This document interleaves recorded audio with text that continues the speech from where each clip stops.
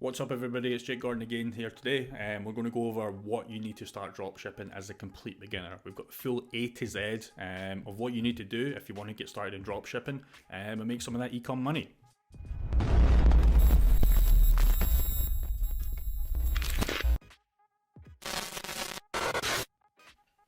Just before we start the video, I want to give a super big shout out to everybody that's recently subscribed, all the new views I'm getting.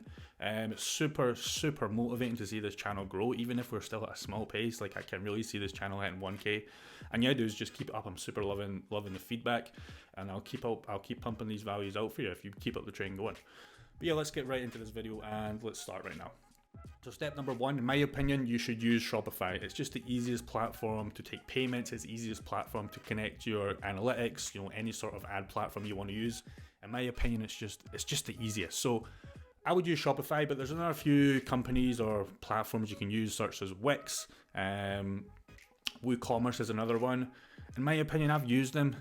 Not really the best kind of drag and drop kind of thing you get with Shopify. If you're brand new to it, you might get confused. A lot of videos are out there on YouTube to start Shopify stores, and it's super easy to do. You don't really need a video to drag and drop your products in. These other platforms, it might be a little bit difficult to get going. So I would recommend use Shopify. But the more important thing is with Shopify is you get a 14-day free trial. So what you want to do is you don't want to pay for it off the bat. You want to go out and build it if you're 14 days. And then as soon as you're ready with the domain and to run your ads, then you want to, approve it, because you don't want to approve it first and waste the free 14 days that you would have got anyways. So if you're brand new, it's probably going to take you, the 1 or 2 weeks to get going anyways. So you want to approve it after. Step number two is, I think a lot of people get kind of stuck at this. They always talk about having a million different apps. You don't need that. The bad thing about that is it's going to slow down your store. It's obviously, there's going to be fees with all these apps, and it can start adding up. In my opinion, there's only a few apps you do need, and we'll go over them real quick. Number one, for me, I use Google, advertise on Google and Google Ads. So you do need, if you're going to do that route, you're going to need the feed for Google Shopping app. It's $5 a month, and it comes with a 21-day free trial. So it's super cost effective, and you're going to need one anyways, right? So in my opinion, use that one. And yeah, you're going to need that literally to connect your products to the merchant center, and then that'll pretty much talk to the Google Ad account. And that's when you can run the ads. So you're going to need one of them anyways if you're doing Google Ads. I recommend you do Google Ads because it's the easiest and the most profitable. So you're going to need an app like that. Second kind of app you're going to use, I used to use it a lot of time, not recommended anymore if you're especially in the UK, is you're going to need Oberlo to add products from AliExpress. Now, I hate AliExpress. Most of you guys know I add products manually from eBay. I've seen a few comments recently saying, Jake, how do you add your products? All I do is I add the products literally as a brand new, on the products, just add product.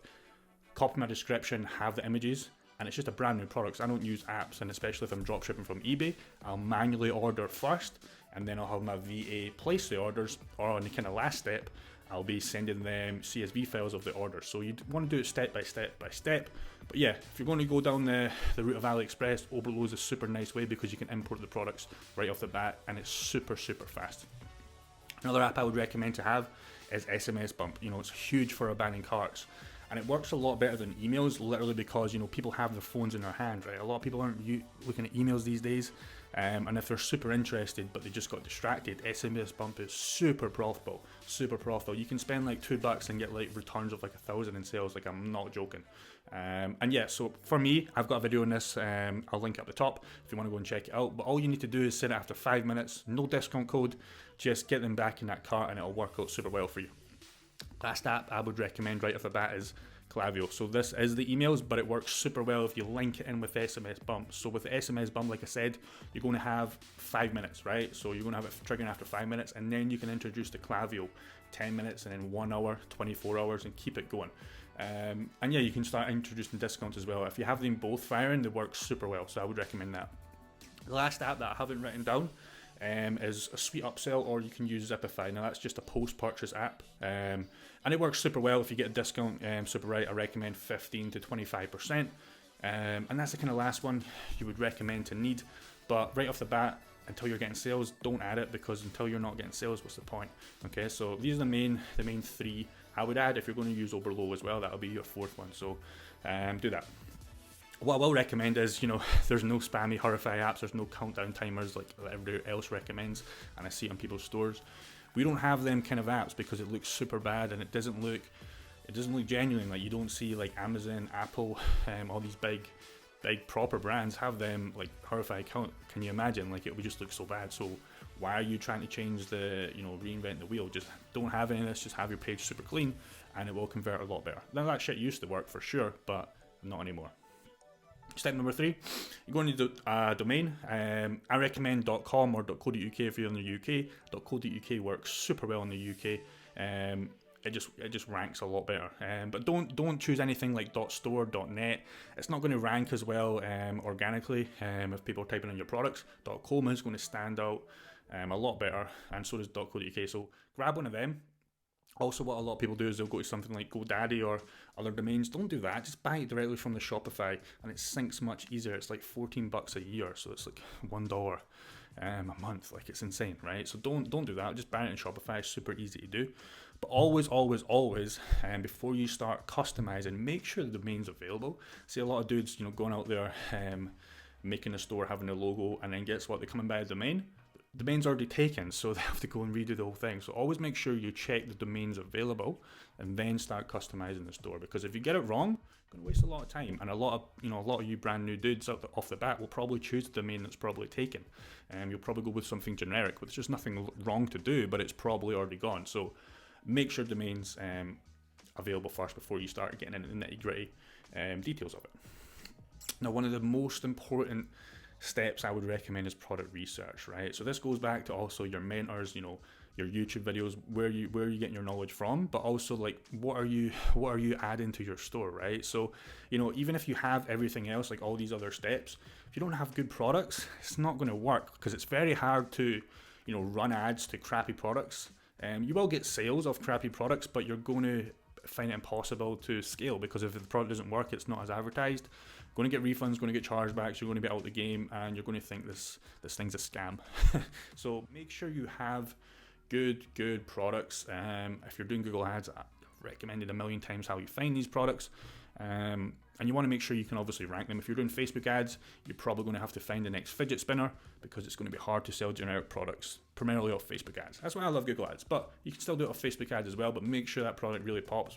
And make sure just make sure it's not a crappy product, because you can't scale that.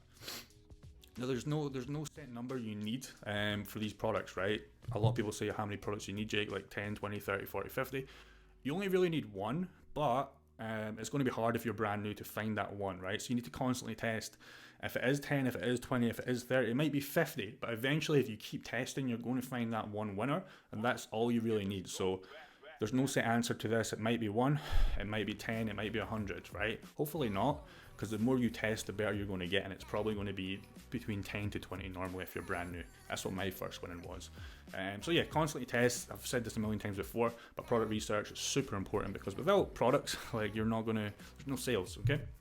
Last step, again, kind of ties in with product research. The same kind of like importantness I would class it as marketing, right? So choose one, don't choose a million. So if it's going to be Facebook, if it's going to Instagram shoutouts, if it's going to be Google, it might even be TikTok, it might even be Snapchat these days, right? Just choose one, master it, because you're not going to make money organically. I see a lot of people, posting groups and all that kind of stuff. Now, I have made a video on this before, and it does work for sure, but it's very hard for it to be consistent, right? You want something that runs as well, along the side, like it's like a lean mean machine. So for example, if you're doing Facebook, you can control how much you're getting out of it and how much you're putting in.